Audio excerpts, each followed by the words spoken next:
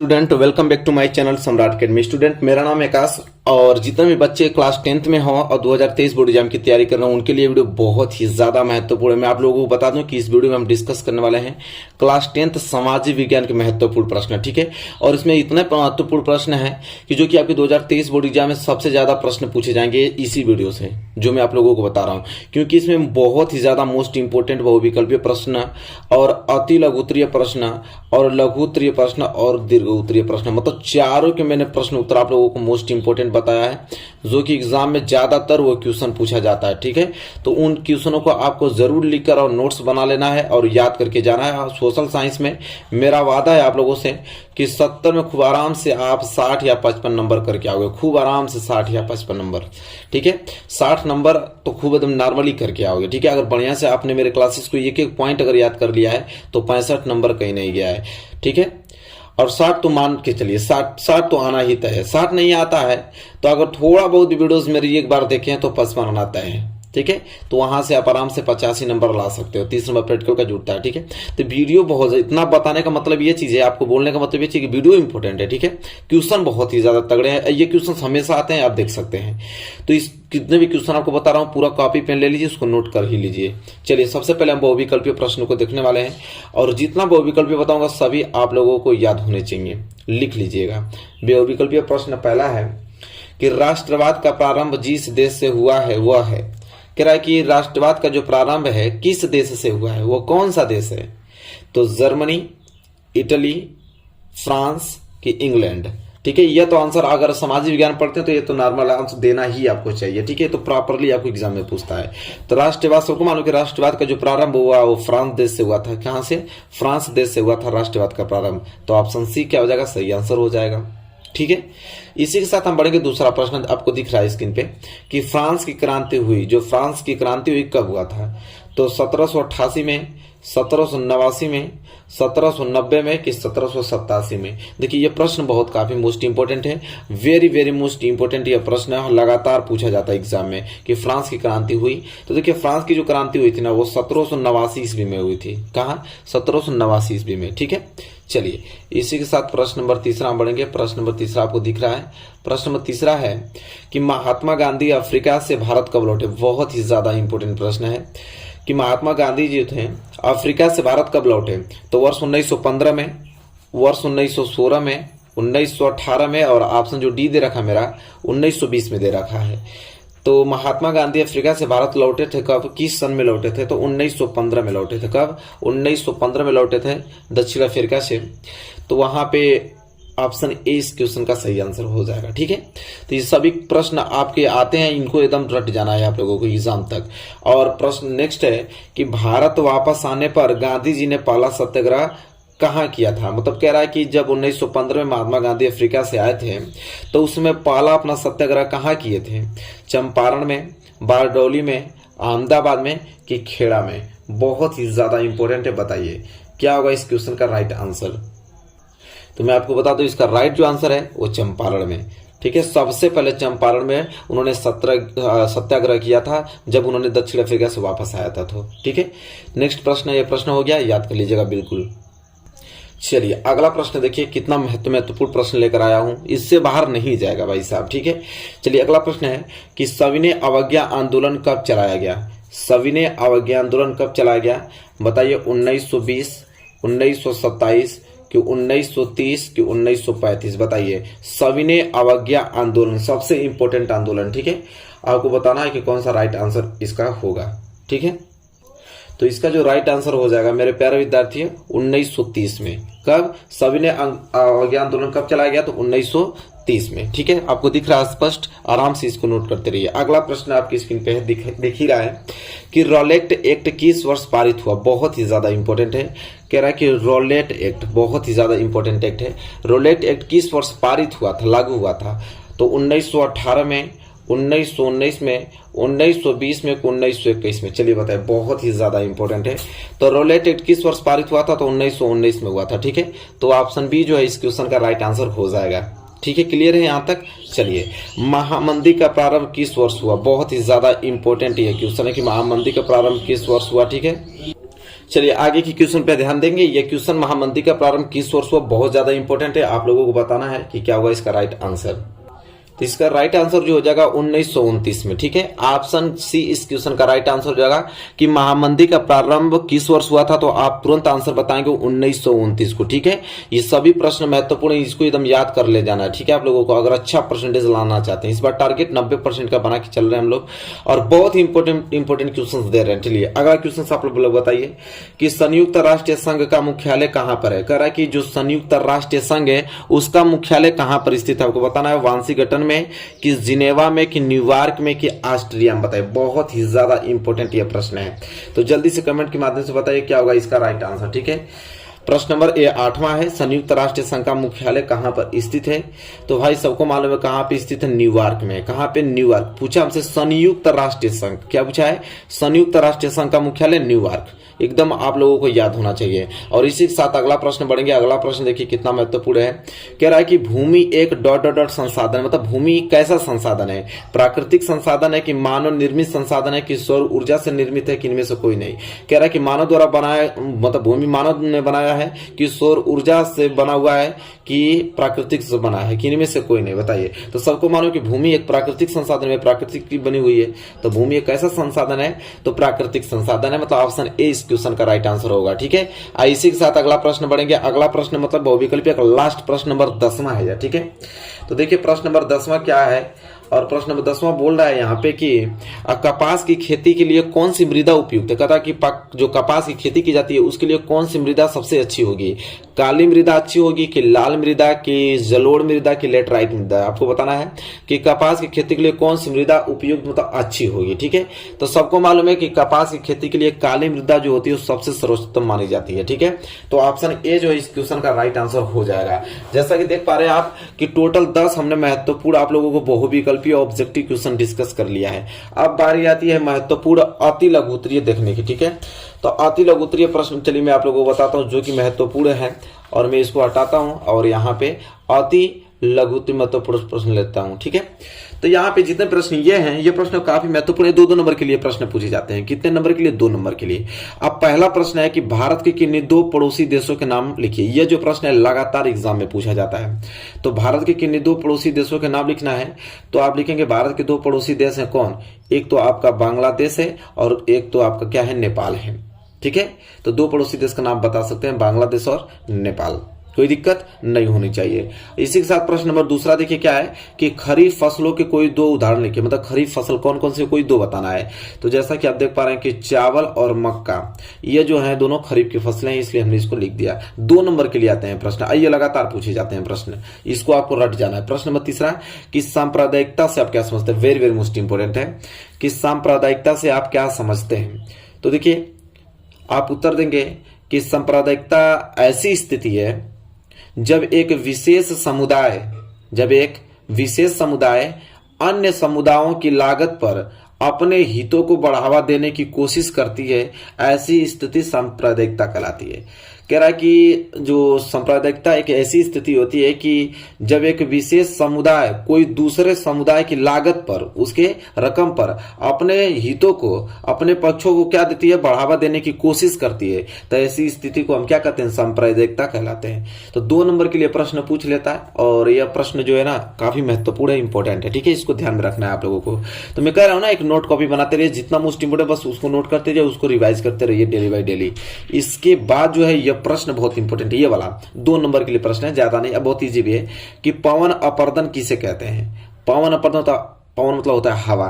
ठीक है, तो पवन अपर्दन किसे कहते हैं, तो उत्तर लिखेंगे कि पवन द्वारा, मतलब कि हवा के द्वारा, ठीक है, वायु के द्वारा मैदान अथवा ढालू क्षेत्र से मृदा को उड़ा ले जाने की जो प्रक्रिया को पवन अपर्दन कहा जाता है। ठीक है, इसका मतलब ये चीज है।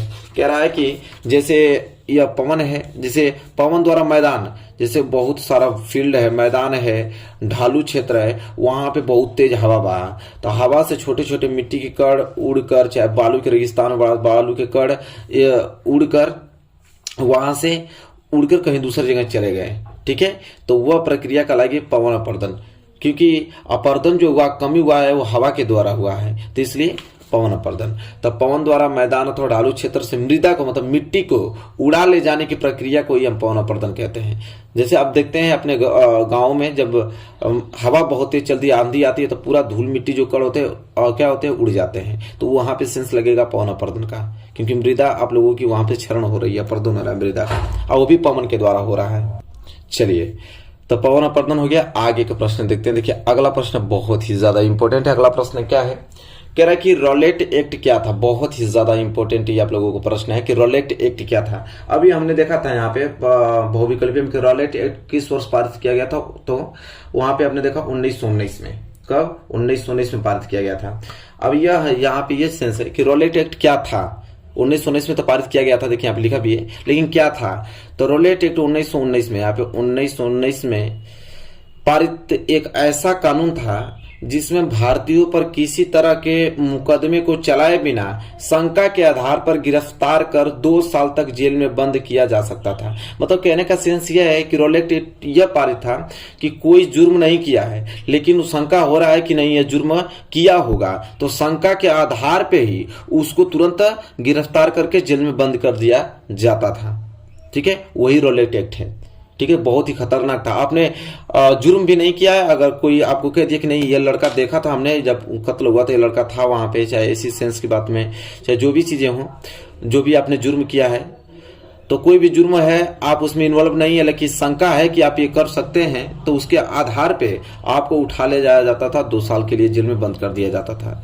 तो यह रॉलेट एक्ट था। ठीक है, तो आई होप क्लियर हो गया होगा आप लोगों को रॉलेट एक्ट। तो यह कुछ महत्वपूर्ण, हमने 5 आपको अति लघु उत्तरीय महत्वपूर्ण प्रश्न बताया जो कि काफी महत्वपूर्ण है, और ये एग्जाम में जरूर आपको 2023 बोर्ड एग्जाम में देखने को मिलेगा। तो इसी के साथ इन प्रश्नों को नोट करते रहिए और याद करते रहिए। इसके बाद देखिए लघु उत्तरीय प्रश्न आपको बताने वाला हूँ। और लघु उत्तरीय प्रश्न सबसे ज्यादा मोस्ट इंपोर्टेंट, सबसे ज्यादा यही प्रश्न पूछा जाता है। क्या है वो प्रश्न कि फ्रांस की क्रांति कब हुई, फ्रांस की क्रांति कब हुई, इसका मुख्य कारण क्या था। तो पूछ रहा है कि फ्रांस की क्रांति किस सन में हुई थी और क्या कारण था इसका मुख्य कारण होने का। तो लिखेंगे पहला हेडिंग कि फ्रांसीसी क्रांति का प्रभाव। ठीक है, इसमें पहला हेडिंग में लिखेंगे कि फ्रांसीसी क्रांति जो हुआ ना 1789 ईस्वी में हुई थी, जिसने विश्व भर में जनतंत्र का क्या किया था, प्रसार किया था। ठीक है, तो कब हुआ था, 1789 में। डेट याद कर लीजिए, फ्रांसीसी क्रांति कब हुआ, 1789 ईस्वी में हुआ था। अभी बहुविकल्प में भी हमने देखा था कि फ्रांस की क्रांति कब हुई, तो 1789 में। ठीक है, बहुविकल्प में भी इसका प्रश्न आया था। इसके बाद दूसरी हेडिंग है, यह क्या मुख्य कारण था, तो औद्योगिकरण एवं मध्य वर्ग का प्रभाव। अब देखते हैं कि औद्योगिकरण और मध्यम वर्ग पर क्या प्रभाव पड़ा। तो लिखेंगे इन प्रक्रियाओं ने यूरोप के देशों में, जो यह प्रक्रिया हुआ था फ्रांस की क्रांति का, तो इन प्रक्रियाओं ने यूरोप के देशों में नए सामाजिक समूहों को अस्तित्व में लाया। ठीक है, अलग अलग सामाजिक समूहों को अस्तित्व में लाया। और उदाहरण के लिए बताया जा रहा है कि औद्योगिक जो है श्रमिक हुआ, व्यवसायी, सेवा क्षेत्र के लोग आदि। ठीक है, कह रहे हैं कि जो औद्योगिक थे, श्रमिक लोग थे, व्यवसाय के लोग थे, सेवा क्षेत्र के लोग थे, उनमें बढ़ोतरी हुई। ठीक है, उन्हें अस्तित्व में लाया गया। ठीक है, इसके बाद देखिए दूसरा क्या, रूमानीवाद का प्रभाव। अब रूमानीवाद का प्रभाव क्या है, तो रूमानीवाद का प्रभाव 18वीं सदी से यूरोप में रूमानी संस्कृति का प्रादुर्भाव था, जो समाज में एकलात्मक, साहित्यिक व बुद्धिवादी तथा राष्ट्रवादी भावनाओं के एक मुख्य रूप का विकास करना चाहते थे। ठीक है, कह रहा है कि 18वीं सदी से जो यूरोप में रूमानी संस्कृति का प्रभाव था, प्रादुर्भाव उसको कह सकते हैं, जो समाज में एकलात्मक, साहित्यिक व बुद्धिवादी का तथा राष्ट्रवादी भावनाओं को एक मुख्य रूप का विकास करना वो चाहते थे। ये रूमानीवाद का प्रभाव था। ठीक है, इसके बाद लास्ट आपका उदारीकरण। अब उदारीकरण क्या है, तो तत्कालीन समाज में आर्थिक उदारवाद की भावना के साथ साथ राष्ट्र राज्यों को भी बढ़ावा दिया।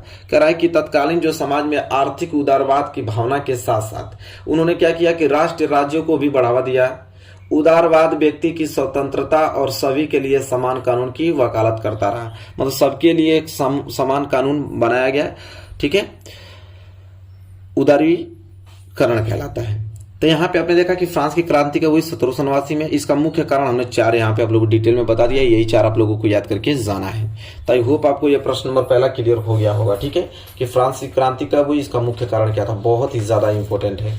अगला प्रश्न देख लेते हैं। देखिए अगला प्रश्न जो है काफी महत्वपूर्ण है यह प्रश्न। ये दोनों प्रश्न पूछे जाते हैं लगातार कि जर्मनी का एकीकरण कब और कैसे हुआ।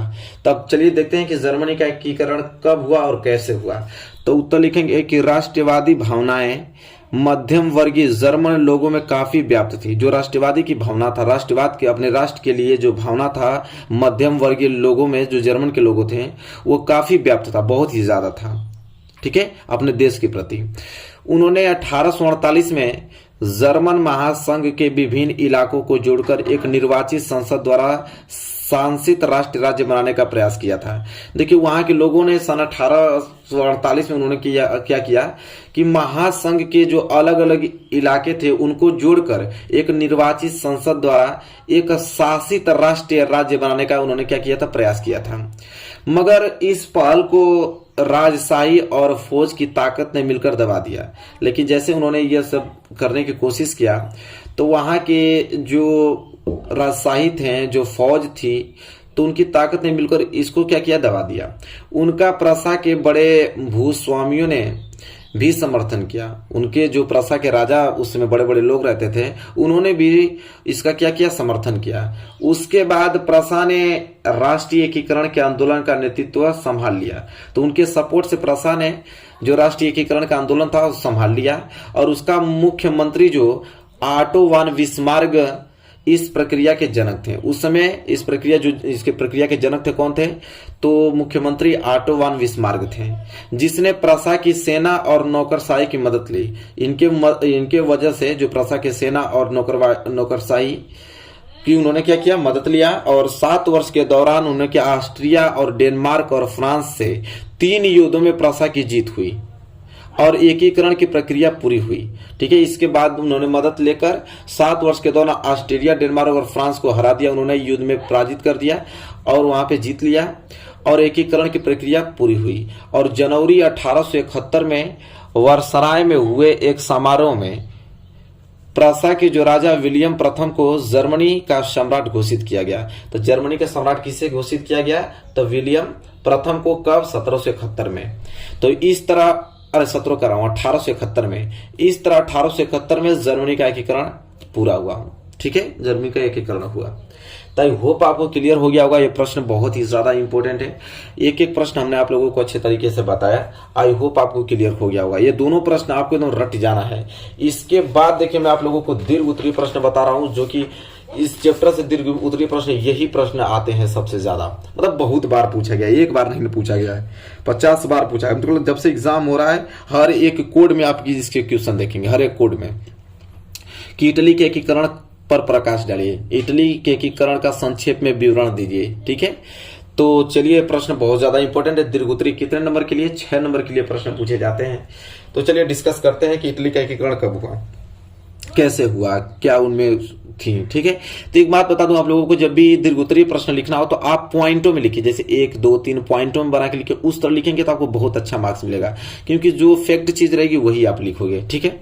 तो देखिए लिखेंगे कि 19वीं शताब्दी में इटली के एकीकरण की प्रक्रिया प्रारंभ हुई। किस शताब्दी में, तो 19वीं शताब्दी में इटली का एकीकरण की प्रक्रिया प्रारंभ हुई, जो निम्न प्रकार की थी। क्या, तो देखिए फैक्ट लिखना। पहला फैक्ट यह है कि इस समय इटली अनेक वंशानुगत राज्यों व बहुराष्ट्रीय हैब्सबर्ग साम्राज्य में बिखरा हुआ था। कह रहा है कि जो 19वीं शताब्दी में इटली जो था वो अनेक वंशानुगत राज्य और बहुराष्ट्रीय हैब्सबर्ग साम्राज्य में क्या हुआ था, बिखरा हुआ था। देखिए कितना, पहला पॉइंट था, हमने पॉइंट बना के लिख दिया। इसके बाद दूसरा है कि इतावली भाषा संपूर्ण इटली में नहीं बोली जाती थी। जो इतावली एक भाषा है जो कि संपूर्ण पूरी इटली में बोली नहीं जाती थी। अनेक स्थानों पर इसके अनेक रूप प्रचलित थे, अलग अलग स्थानों पर अलग अलग भाषाएं इसकी थी। इतावली भाषा अलग अलग लोग बोलते थे, लेकिन इतावली भाषा पूरी संपूर्ण रूप से इटली में बोली नहीं जाती थी। इसके बाद तीसरा पॉइंट है कि 1830 के दशक में जो जूसेफे मैसिनी ने इटली को एकीकृत करने के लिए सबसे ज्यादा प्रयास किया था। 1830 के दशक में जो जूसेफे मैसिनी ने इटली को एकीकृत करने के लिए सबसे ज्यादा प्रयास किया, और उसने क्या किया कि यंग इटली नामक गुप्त संगठन स्थापित किया, ठीक है। यह तीसरा पॉइंट है। चौथा पॉइंट में आप क्या लिखेंगे कि 1831 और 1848 में जो क्रांतिकारी विद्रोह असफल हुए, देखिए 1831 और 1848 में विद्रोह हुआ था, क्रांतिकारी विद्रोह, तो वही कराया था लेकिन असफल हो गए। तो 1831 और 1848 में जो क्रांतिकारी विद्रोह असफल हुए, उनके कारण इतावली राज्यों में एक विखराव आ गया, जिन्हें संगठित करने के लिए सार्डिनिया और पिंडमांड के शासक कौन, विक्टर इमैनुअल द्वितीय आगे आया। कह रहा है कि 1831 और 1848 में जो क्रांतिकारी विद्रोह हुआ था, असफल हुए उसके कारण इटावली राज्यों में एक विखराव आ गया था और इन्हें फिर से बनाने के लिए सार्डिनिया पिडमांट के जो शासक थे कौन, विक्टर इमैनुअल द्वितीय आगे आए।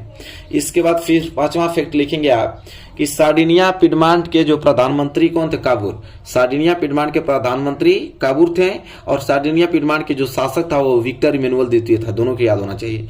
तो सार्डिनिया पिडमांट के प्रधानमंत्री कौन थे, काबूर ने इटली के राज्यों को संगठित करने के लिए प्रारंभ हुए आंदोलन का नेतृत्व प्रदान किया और फ्रांस और सार्डिनिया पिडमांट के बीच एक कूटनीति संधि की। ठीक है, कह रहा है कि जो विखराव हुआ था तो वो सार्डिनिया के जो प्रधानमंत्री काबूर थे, उन्होंने इकट्ठा सबको राज्य को संगठित किया और एक आंदोलन का नेतृत्व प्रदान किया और सार्डिनिया पिडमांट के बीच एक कूटनीति संधि की सबसे मिलाया।